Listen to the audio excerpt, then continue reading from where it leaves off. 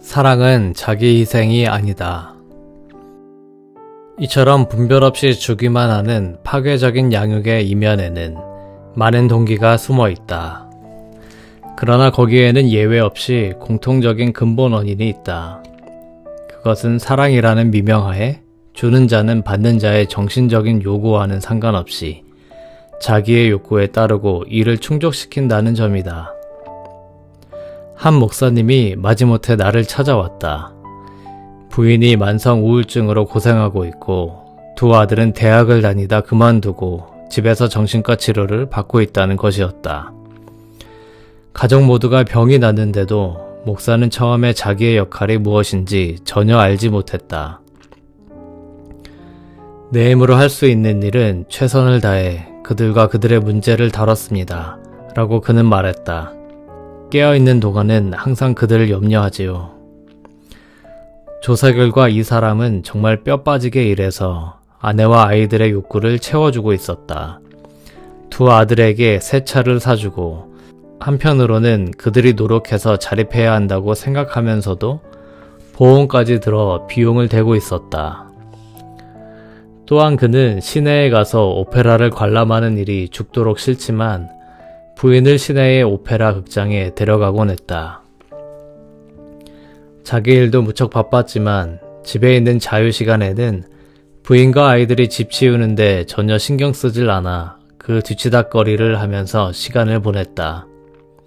밤낮 그들을 위해 자신을 그렇게 내동댕이 치는데 지치지 않았나요? 그는 대답했다. 물론 지쳤어요. 그런데 어떻게 하겠습니까? 그들을 내버려 두자니 너무 안쓰러운걸요. 나는 염려가 대단해서 그들에게 필요한 것을 채워주어야 하는 한 절대로 방관할 수가 없습니다. 나는 아주 명석한 사람은 아니지만 적어도 사랑을 갖고 있고 가족을 염려합니다.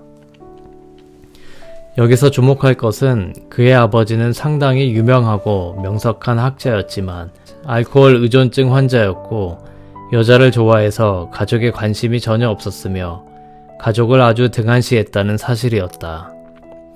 이윽고 이 환자는 어렸을 때 자기는 자라서 아버지처럼 무심하고 무관심하게 살지 않고 인정 많고 가족을 염려하는 사람이 되기로 맹세했던 것을 기억해냈다.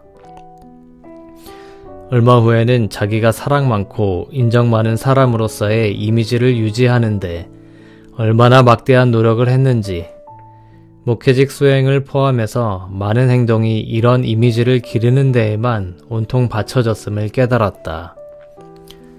그가 잘 이해하지 못했던 것은 그가 가족을 얼마나 어린 아기처럼 대했는가 하는 것이었다. 그는 계속해서 부인을 내 아기 고양이라고 불렀으며 훌쩍 다 자란 건장한 아들들을 내 귀여운 꼬마들이라고 불렀다. 그는 이렇게 하소연했다. 달리 어떻게 행동할 수가 있겠습니까? 나는 아버지께 반발해서 가족들을 사랑하고 있는지도 모릅니다. 그렇다고 갑자기 사랑하기를 그만두고 나 자신을 나쁜 놈으로 만들 수는 없지 않습니까? 그가 분명히 알아야 했던 것은 사랑한다는 것은 그저 행동만 하면 되는 것이 아니라 존재를 완전히 바쳐야 하는 복합적인 행동이라는 것이다. 즉 머리와 마음이 같이 해야 한다는 것을 깨달아야 했다.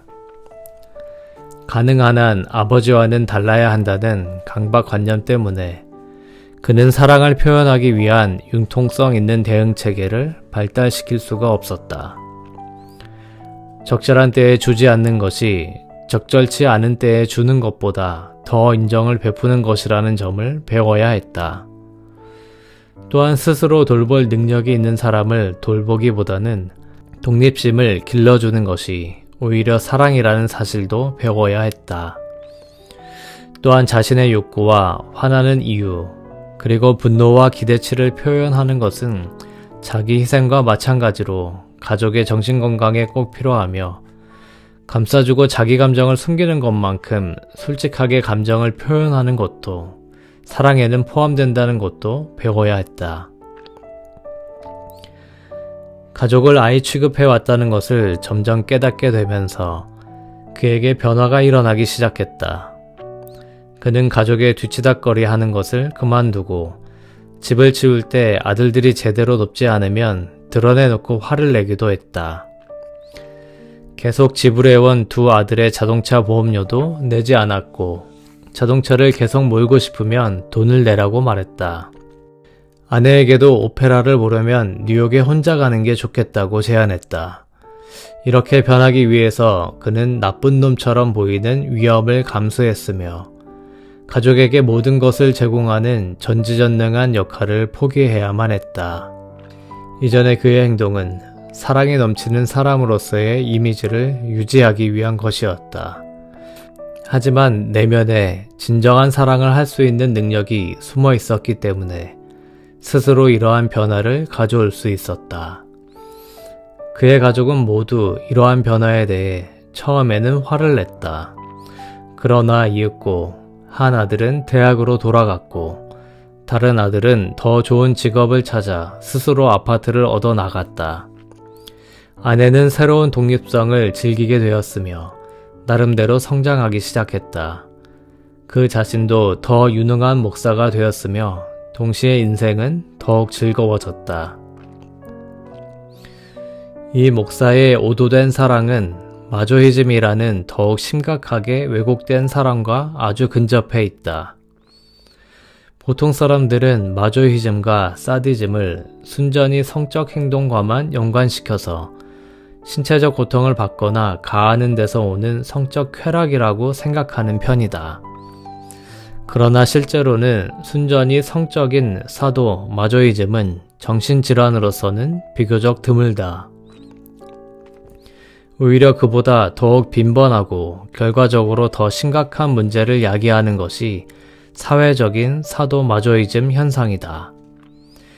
이 경우에 사람들은 성적 관계가 아니라 인간관계 속에서 무의식적으로 상대방에게 고통을 주거나 스스로 고통을 받고자 한다. 전형적인 경우를 들어보면 어떤 부인이 남편으로부터 버림받은 후 우울증 때문에 정신과 치료를 받게 된다. 부인은 정신과 의사에게 반복해서 남편의 잘못된 행동을 얘기한다. 남편은 그녀에게 전혀 신경 쓰지 않았고 계속해서 바람을 피웠고 식료품 살 돈을 모두 노름으로 날렸다. 또 마음 내키면 며칠이고 외박을 했고 그나마 집에 돌아올 때면 만취 상태에서 아내를 때렸다. 그리고 급기야 크리스마스 이브에 아내와 아이들을 버렸다. 하필이면 크리스마스 전날 밤. 신참 치료사라면 이 가여운 부인의 이야기에 곧바로 동정심을 보일 것이다. 그러나 좀 더 사실을 알게 되면 이러한 동정심은 머지않아 저절로 사라진다. 먼저 치료사는 이런 학대가 20여 년이나 계속돼 왔다는 것과 그동안 이 가여운 부인이 짐승 같은 남편과 2번이나 이혼했다 재혼했고 수없이 별거했다 수없이 화해했다는 것을 알게 된다. 그 다음 부인이 독립심을 갖도록 돕느라 2-3개월간 상담한 후 겉보기에는 모든 일이 순조롭고 남편과는 상관없이 삶의 평화를 누리는 것처럼 보일 때 치료사는 똑같은 일이 또다시 벌어지는 것을 본다. 그 부인은 어느 날 행복에 넘쳐 상담실로 뛰어들어와서는 이렇게 외친다. 글쎄, 헨리가 돌아왔어요. 그가 지난밤 전화를 걸어보고 싶다고 했어요. 그가 지난밤 전화를 걸어 보고 싶다고 했어요. 그래서 만났죠. 그는 내게 돌아오겠다고 간청했어요. 정말로 변한 것 같아요. 그래서 그러라고 했어요. 이것은 단지 이미 그녀도 인정했던 파괴적 행동 방식의 되풀이일 뿐이라고 말해주면 부인은 이렇게 말한다. 그렇지만 나는 그를 사랑하는 걸요. 사랑을 사랑이 아니라고 부정할 순 없어요. 이때 만약 치료사가 공격적으로 사랑을 분석하려 들면 환자는 곧 치료를 중단해버릴 것이다. 이건 어떻게 된 것일까? 어떻게 된 일인지 이해하려고 노력하는 동안 치료사는 부인이 남편의 야만적인 행위와 학대의 긴 역사를 되풀이해서 이야기할 때 몹시 재미있어 했던 것을 떠올린다. 갑자기 이상한 생각이 든다. 아마도 이 부인은 그것을 이해하기 아는 즐거움 때문에 남편의 학대를 참고 심지어 학대받으려는 건지도 모른다.